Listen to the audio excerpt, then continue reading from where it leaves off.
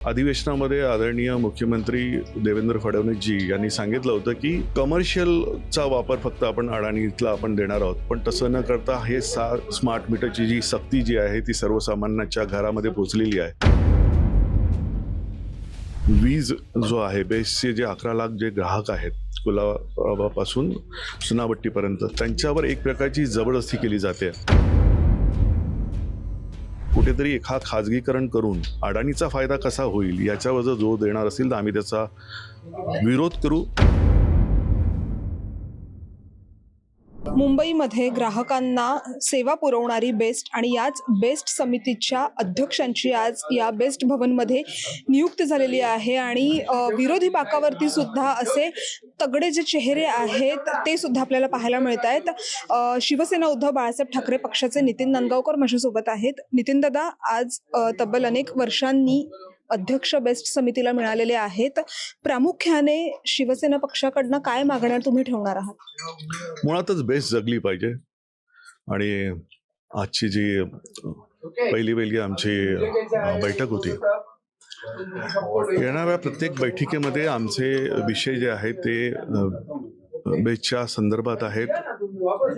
खास आपल्याला सांगायचं झालं तर सध्या अडाणीला महाराष्ट्रामध्ये आणि खास करून मुंबईमध्ये जशा पद्धतीने खुलेआम मला जे करायचे ते करता येईल अशा पद्धतीने वीज जो आहे बेसचे जे 11 लाख जे ग्राहक आहेत कुलाबापासून सुनावट्टीपर्यंत त्यांच्यावर एक प्रकारची जबरदस्ती केली जाते।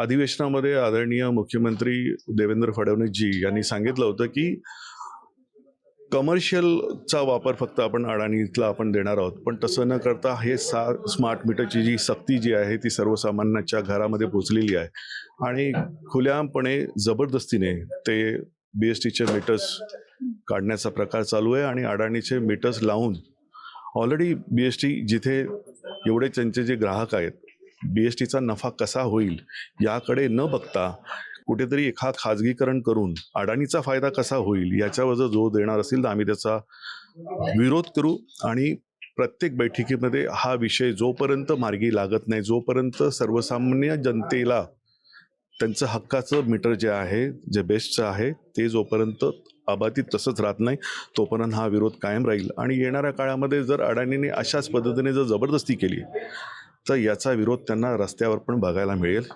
आमच्याकडनं। सर, हे जे पत्र तुमच्या हातात दिसतंय तर ते तुम्ही अध्यक्षांना केव्हा देणार आहात आणि त्या संदर्भात महापालिकेशी काही तुमची चर्चा झाली आहे का?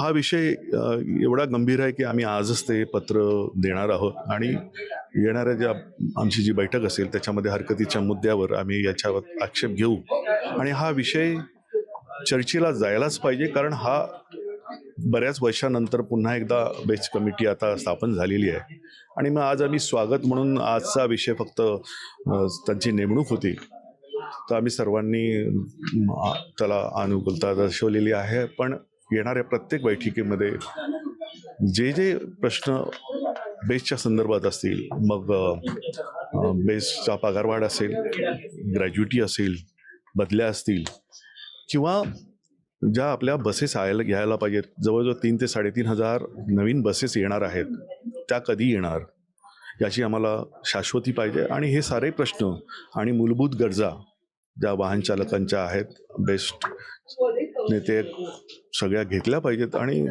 आम्ही मला असं वाटतं की त्या पूर्ण करण्यासाठी आम्ही प्रयत्न करू आणि जिथे शक्य होईल तिथे त्या का होत नाहीत याचा जाब विचारल्याशिवाय आम्ही राहणार नाही।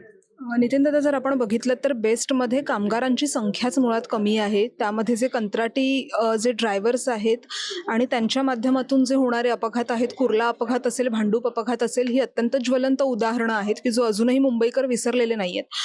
तर अशा वेळी जेव्हा आपण कामगारांचा हा मुद्दा येतो तर तेव्हा त्यांना ट्रेनिंग कुठेतरी व्यवस्थित दिलं जात नाही, अशा पद्धतीचा सुद्धा आक्षेप घेतला जातो किंवा असंही बोललं जातं। तर ही जी सगळी परिस्थिती आहे सुधारण्यासाठी नेमकं प्रशासनानं काय करणं अपेक्षित आहे आणि त्या संदर्भात तुम्ही तुमच्या वतीने काय मार्गदर्शन किंवा कोणत्या सूचना ज्या आहेत त्या तुम्ही प्रशासनाला कराल? बेस्टमध्ये बऱ्याच गोष्टी यापुढे करायच्या आहेत, कारण जी डबघाईला गेलेली आहे त्याची कारणं, आणि आम्ही नुसते प्रश्न नाही मांडणार आहोत, त्याला आम्ही कशा पद्धतीने केलं तर आपण ती प्रॉफिटमध्ये येऊ शकेल याच्याबद्दल आम्ही एक आलेख बनवलेला आहे. मुळातच आपण बोललात की ज्या पद्धतीने ही कॉन्ट्रॅक्ट सिस्टममध्ये बसेस ज्या दिलेल्या आहेत, मुळातच ते ज्या 5 कंपन्यांना दिलेल्या आहेत त्यांची त्या मेंटेनन्स करत नाहीत. आत्ताच आपण काळा किल्ला धारावी इथे ज्या आगारमधल्या ज्या बसेस आहेत, मातेश्वरी नावाचा जो कोणी कॉन्ट्रॅक्टर आहेत, हे माजूर सगळे कॉन्ट्रॅक्टर आहेत आणि ह्यांच्याकडनं त्या बसेसचा मेंटेनन्स होत नाही. त्यांचे जे कंत्राटी जे वाहन चालक आहेत त्यांना कोणतेही प्रशिक्षण दिलं जात नाही, आणि त्याच्यामुळे आता जे अपघात झाला ती त्या डेपोमधनं गाडी बाहेर जात होती आणि त्या भिंतीला पुढे गेली कारण ब्रेक फेल झाला. याचा अर्थ काय की त्याचा मेंटेनन्स झालेला नाही आहे. त्याच्यामध्ये आपले 2 वाहन चालक गंभीर जखमी झाले. मीही तिथे गेलो होतो. पण जेवढे पण हे जे कॉन्ट्रॅक्टर आहेत आणि ही जे खाजगीकरण आहे याचा इम्पॅक्ट बेस्टवर पडलेला आहे. आणि कुठेतरी सिटी फ्लोसारख्या ज्या बाहेर ज्या आता मुंबईमध्ये तुम्ही ज्या गाड्या बघतायत, मला असं वाटतं हे फार मोठं षडयंत्र आहे की कुठेतरी बेस्टच्या ह्या बसेस कमी करून सिटी फ्लोसारख्या ज्या खाजगी बसेस आहेत त्यांच्या मागे नक्कीच कोणीतरी एखादा बिझनेसमन किंवा कोणीतरी एखादा नेता असावा की ज्याच्यामुळे सिटी फ्लोसारख्या या खाजगीकरण आपल्या माथी मारायचं. पण हे आम्ही होऊ देणार नाही. बेस्ट जगली पाहिजे, मराठी माणूस टिकला पाहिजे, आणि बेस्टच्या बाबतीत ज्या काही हे आमचं हे धोरण यापुढेही अशाच पद्धतीने आम्ही मांडू, आणि जास्तीत जास्त फायदा बेस्टला कसा होईल आणि माझा मराठी माणूस बेस्टमध्ये कसा टिकला जाईल यासाठी आम्ही प्रयत्न करू.